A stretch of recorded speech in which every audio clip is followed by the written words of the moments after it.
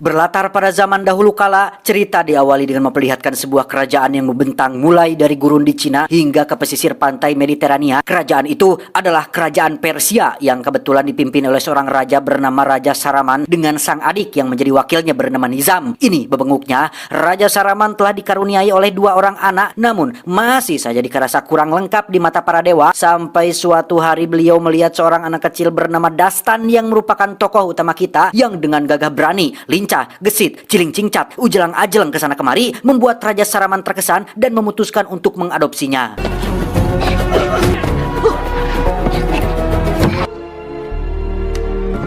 Something beyond simple understanding. Dan inilah Prince of Persia, The Sands of Time. 15 tahun kemudian, Dastan kini sudah pamuda dan terlihat sedang melakukan pertarungan jalanan dengan sesama rekannya. Bukti bahwa meskipun sudah diangkat sebagai anak raja, Dastan tetaplah pemuda jalanan yang memang lebih suka bergaul dan bercengkram dengan orang-orang yang tak berpangkat.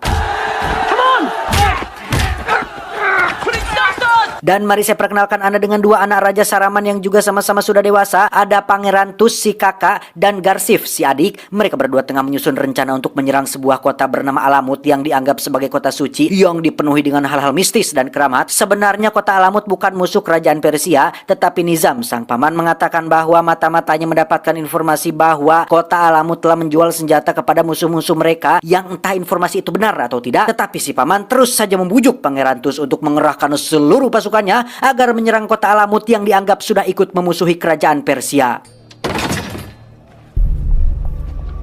Terjadi sedikit ketegangan saat Dastan dan Garsif sama-sama ingin memimpin pasukan di garis depan, di mana Pangeran Tus sebagai yang tertua pun merasa bahwa Dastan belum siap untuk hal ini, sehingga peran tersebut akhirnya jatuh kepada si Garsif. Tepat saat pasukan Garsif menyerang di bagian depan istana, Dastan yang masih kekeh ingin ikut andil pun diam-diam membawa tim setianya untuk masuk dari arah samping, yang di sini kita akan diperlihatkan dengan satu metode cerdas untuk menaiki sebuah tembok tinggi, yaitu dengan cara menjadikan anak panah sebagai pijakan dan pegangan yang menuntut Dastan untuk mengerahkan seluruh kekuatan fisik dan otot-otot tubuhnya.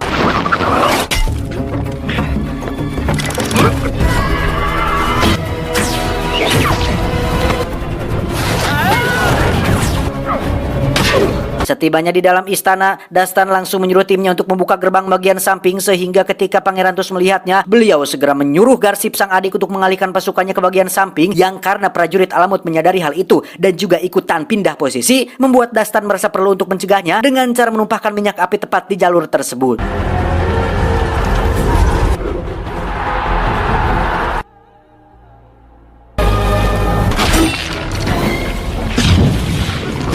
Bersamaan dengan masuknya pasukan Persia, kita akan diperkenalkan dengan pemimpin kerajaan Alamut yang ternyata adalah seorang perempuan yang bernama Putri Tamina. Ini parasnya, sadar jika pasukannya tak akan mampu melawan pasukan Persia, Putri Tamina pun memanggil ajudannya untuk pergi sambil membawa sesuatu yang paling dilindungi di kota Alamut, sesuatu yang dianggap paling berharga dan paling penting. Tetapi ketika si ajudan akan pergi, di situ dia secara kebetulan berhadapan dengan Dastan yang berhasil melumpuhkannya, yang ternyata sesuatu tersebut adalah seonggok pisau belati dengan pegangan yang terbuat dari kaca, yang tanpa tahu apa itu, Dastan pun berinisiatif untuk menyimpannya.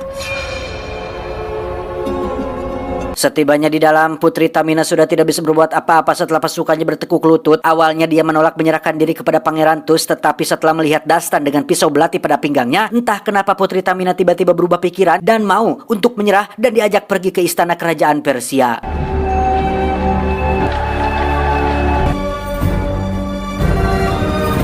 Sepulangnya dari kota Alamut, Dastan pun dihampiri oleh Pangeran Tus yang berterima kasih atas aksinya nyahuanannya yang justru mempermudah mereka menaklukkan kota Alamut, di mana Pangeran Tus sudah menyiapkan hadiah berupa jubah khas kerajaan Alamut yang nantinya boleh Dastan berikan kepada Raja Saraman alias ayah mereka berdua sebagai persembahan atas keberhasilan mereka menaklukkan kota Alamut.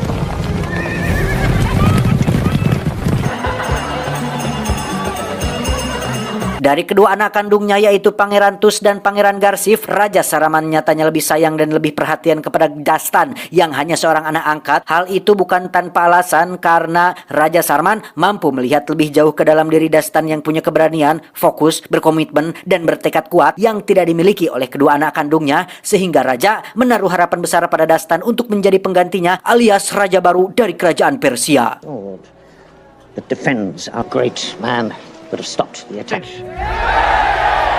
Thank you, Father. Sesuai permintaan Pangeran Tus, Dastan pun memberikan sebuah jubah khas kerajaan Alamut sebagai hadiah spesial untuk dipakai Raja Saraman, di mana terjadi sesuatu yang tak terduga ketika sang raja rorowesan kepanasan akibat racun yang terdapat pada jubah tersebut.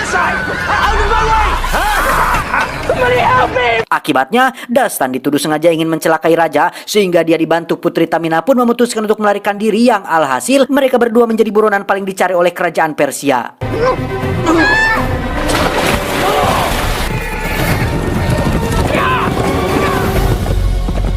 Seiring dengan pelarian Dastan dan Putri Tamina, Pangeran Tus pun dijadikan raja baru untuk menggantikan ayahnya yang tewas dalam insiden tadi, di mana Dastan akhirnya sadar bahwa Pangeran Tus sengaja membunuh ayahnya sendiri untuk bisa menduduki singgasananya dengan cara menjebak Dastan menggunakan jubah beracun tersebut.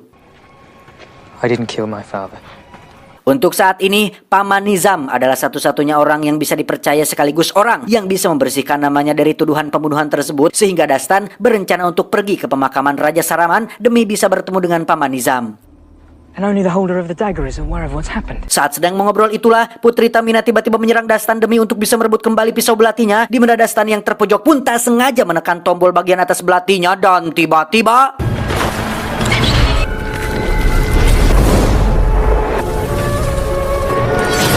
ya, betapa terkejutnya Dastan saat baru menyadari jika belati tersebut adalah sebuah pusaka sakti yang mampu mengembalikan waktu, dan hanya orang yang memegang belati itu sajalah yang bisa menyadari akan hal itu, yang karena Dastan sudah berulang kali menggunakannya, maka pasir yang menjadi sumber tenaga belati itu pun akhirnya habis dan tidak bisa digunakan lagi. Did you see that? Disitulah Dastan akhirnya menyadari jika penyerangan yang dilakukan oleh Pangeran Tus kepada kota Alamut adalah untuk mendapatkan belati sakti ini, sehingga Dastan semakin yakin untuk segera menemui Paman Nizam untuk menjelaskan semuanya bahwa Pangeran Tuslah dalang dibalik ini semua. Incredible. Keesokannya ketika mereka berdua melanjutkan perjalanan, Dastan berinisiatif mengisi belati tersebut dengan pasir biasa, yang hal itu langsung ditertawakan oleh Putri Tamina yang mengatakan bahwa tanpa pasir khusus, maka belati tersebut hanyalah pisau tumpul biasa yang bahkan tidak bisa memotong hayam-hayam acan. Yang ketika akan kembali melanjutkan perjalanan, Dastan tak sengaja melihat kalung milik Putri Tamina yang memiliki bandul yang mungkin saja berisi pasir keramat yang cocok untuk pisau belati tersebut. Not your problem, princess. You know, you really walk like one. I'm desperate for a drop of water. Well, that's more than we had. Beberapa jam melakukan perjalanan, Putri Tamina yang kelelahan pun akhirnya pingsan, yang ketika Dastan mencoba menolong, tiba-tiba Can you hear me? saat siuman, Dastan sudah disambut oleh beberapa orang asing yang dipimpin oleh seseorang bernama Amir yang merupakan pebisnis judi pacuan burung unta. Juga ada satu anak buah favoritnya yang merupakan ahli lempar pisau bernama Seso. Ini babangusnya, Dastan dan Putri Tamina pun ditangkap dan dibawa menuju ke tempat Amir untuk dijadikan pekerja paksa di tempat tersebut. Deal? What's deal? Sebelum dimasukkan ke dalam kurungan, Dastan pun meminta izin untuk berbicara sebentar dengan Putri Tamina, yang di situ Dastan sekonyong-konyong melepas kalungnya dan membuka isinya, yang ternyata memang benar terdapat sedikit pasir keramat yang merupakan sumber tenaga belatinya. Your lies are so clever. I am the guardian of a divine.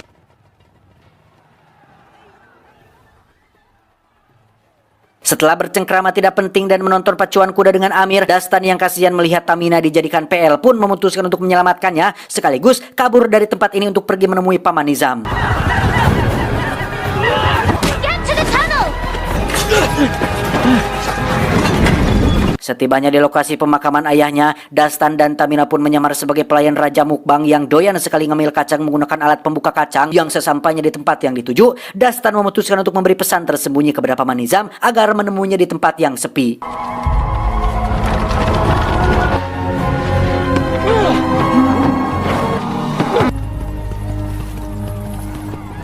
Sungguh sangat bahagia sekali Dastan bisa bertemu dengan sang paman yang notabene adalah satu-satunya anggota keluarga yang bisa dipercaya. Namun kebahagiaan itu seketika harus pupus tatkala Dastan melihat kedua tangan paman mengalami luka bakar, persis seperti luka bakar akibat racun, sehingga akhirnya terungkaplah bahwa pengkhianat sesungguhnya bukanlah Pangeran Tus, melainkan Paman Nizam. Beliau pula lah yang menyuruh pangeran agar memberikan jubah beracun tersebut kepada Dastan. Beliau pula lah yang memprovokasi Pangeran Tus supaya menyerang kota Alamut demi bisa mendapatkan belati sakti ini. Beruntung belati yang Dastan bawa sudah ditukar dengan alat pembuka kacang, sehingga Dastan bisa segera kabur dari kejaran anak buahnya.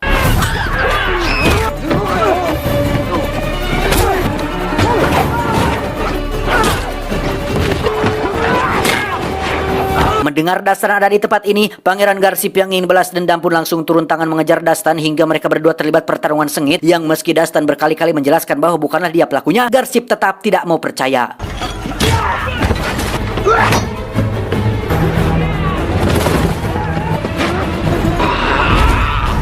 Karena Dastan berhasil lolos, Paman Nizam pun menemui Pangeran Tus untuk membujuknya agar mau mengutus pasukan pembunuh agar segera memburu Dastan. Namun Pangeran Tus yang bijaksana memilih untuk memakai cara yang normal dan mengadili Dastan sesuai perundang-undangan, yang karena usaha provokasinya tidak berhasil, Paman Nizam langsung pergi sendirian, pergi menuju pasukan pembunuh bayaran yang memiliki julukan Hasan Shin atau alias dari nama Assassin untuk memburu Dastan dan merebut pisau belatinya. Tukar tambah, ayo.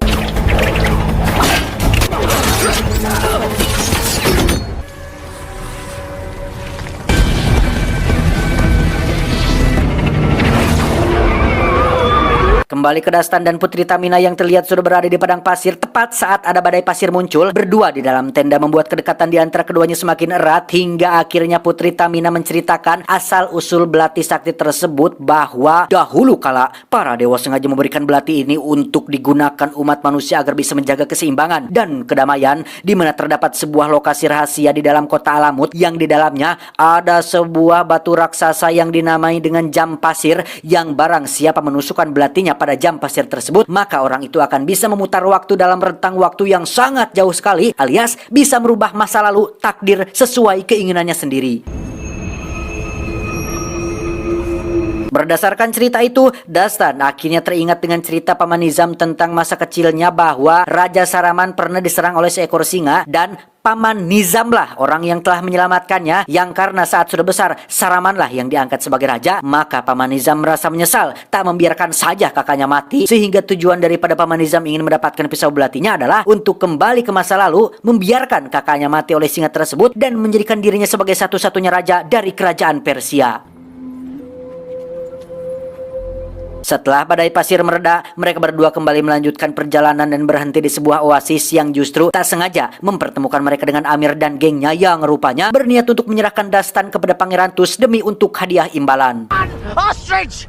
Am I right? Singkat cerita, malam pun tiba. Ketika mereka semua sedang istirahat, pasukan Hasan Shin rupanya sudah tiba di sana dan melakukan serangan menggunakan ular pasir, yang ketika mereka tak punya peluang untuk selamat, Dastan kembali menggunakan belatinya untuk menyelamatkan mereka semua dan...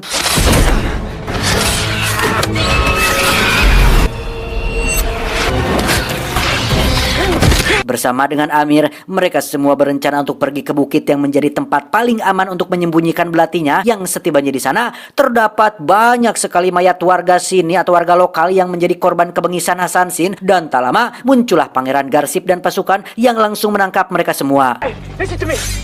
Give me your sword. Give me your... Dastan kembali harus berupaya untuk membuat Pangeran Garsip percaya, yang setelah menjelaskan secara terperinci tentang semuanya, Pangeran Garsip pun mulai bisa mempercayai semua penjelasan Dastan, tetapi...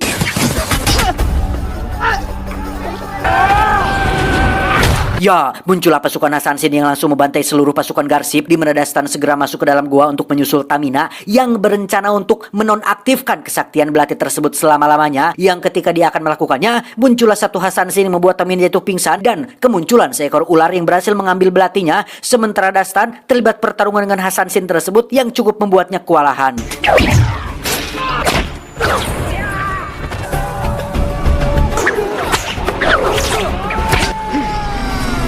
Pada akhirnya, Dastan diselamatkan oleh Garsip yang sudah sekarat. Dia meminta maaf karena tidak mempercayainya selama ini. Sementara Amir yang awalnya memilih untuk tidak ikut campur pun akhirnya berubah pikiran setelah Seso, si pelempar pisau, membujuknya agar mau membantu Dastan demi untuk keselamatan bangsa Persia.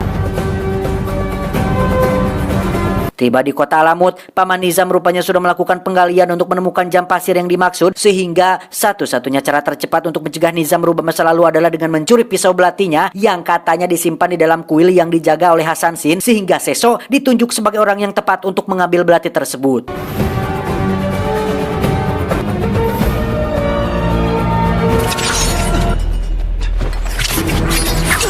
Dan ya, baru saja masuk, Seso langsung disambut oleh satu Hasan Shin yang juga sama-sama memiliki kemampuan melempar yang cukup lihai, di mana ini adalah momen yang tepat untuk Seso membuktikan julukannya sebagai pelempar pisau terhebat dalam sejarah.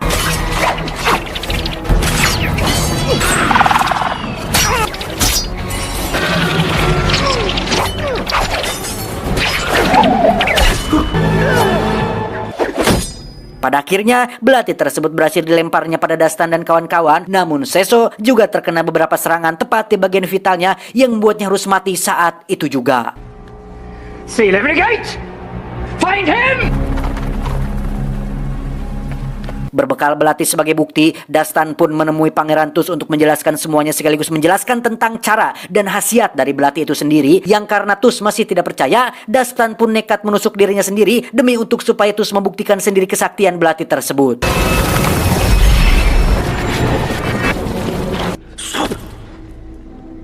Pada akhirnya, Tus pun percaya dengan semua perkataan Dastan, tapi itu semua sudah terlambat karena Paman Nizam keburu membunuhnya dan pergi membawa serta belatinya yang saat penjaga akan membunuh Dastan, muncullah Putri Tamina yang berhasil menyelamatkannya. Yes!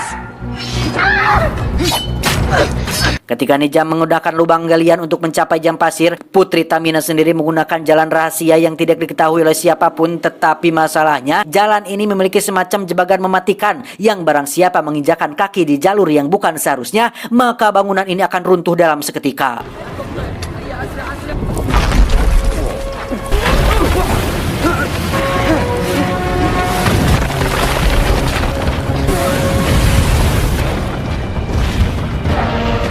Dan ya, berkat keahlian parkurnya, Dastan berhasil selamat dari insiden barusan. Dia dan Tamina akhirnya bisa melihat secara langsung jam pasir yang dimaksud, yang ternyata bentuknya sama sekali tidak mirip dengan jam, melainkan hanya batuan kaca yang menjulang tinggi dan bercahaya. Tak lama muncullah Paman Nizam yang bermaksud untuk menusukkan belatinya pada jam pasir tersebut, yang mana Dastan dan Tamina mencoba menjelaskan dampak buruk dari apa yang akan dilakukan si Paman. Bukannya mengerti, dia justru malah mendorong mereka berdua hingga Tamina tewas jatuh ke bawah jurang.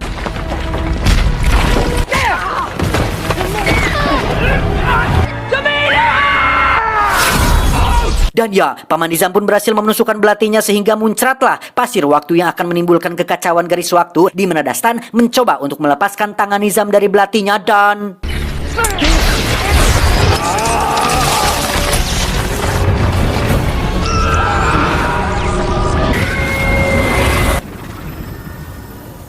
Ya, Dastan sepertinya berhasil menjadi orang terakhir yang memegang belati tersebut, yang hal itu dibuktikan dengan kembalinya dia ke waktu pertama kali dirinya menyentuh belati tersebut secara langsung, yakni detik-detik saat pasukan Persia sedang menyerang pasukan Alamut. Sehingga sebelum semuanya terjadi, Dastan buru-buru memberitahu mereka semua tentang pengkhianatan yang dilakukan oleh Paman Nizam serta rencana penyerangan ke kota Alamut yang tidak lebih dari hanya akal-akalannya saja. War was set up by one trusted above all to invade Alamut. What is this, Dastan? But a true king considers the advice of... Sempat bingung ingin membela siapa, Pangeran Tus yang bijaksana pun memerintahkan anak buahnya untuk menyelidiki informasi yang diterima oleh pamannya, yang karena sudah terlanjur ketahuan dan dicurigai, Paman Nizam pun nekat menyerang Dastan di muka umum, sehingga semakin terungkaplah kebusukan dia selama ini, membuat Pangeran Tus memutuskan untuk membunuhnya dengan tangannya sendiri.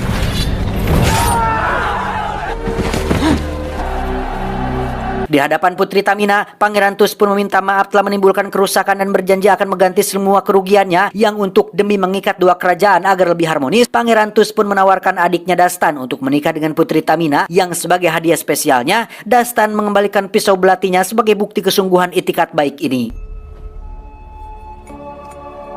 Sadar jika Dastan sudah menekan tombolnya dan sudah melewati petualangan yang sangat panjang, Putri Tamina pun menerima tawaran kawinnya sehingga semuanya berakhir bahagia, tentram, aman, gemah ripah, dan loh jinawi.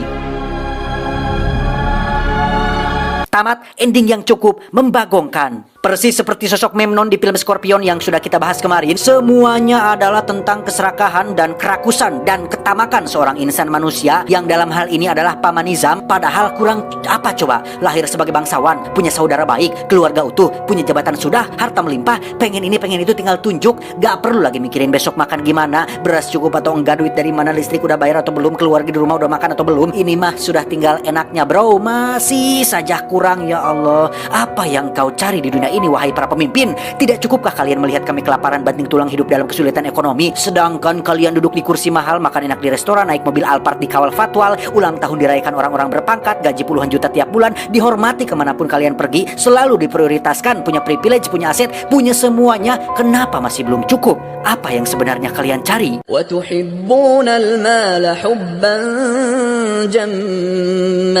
Saya John, mewakili jajaran direksi yang bertugas mengucapkan terima kasih dan sampai jumpa di video selanjutnya. Adios. Tusuk konde Shadow Master.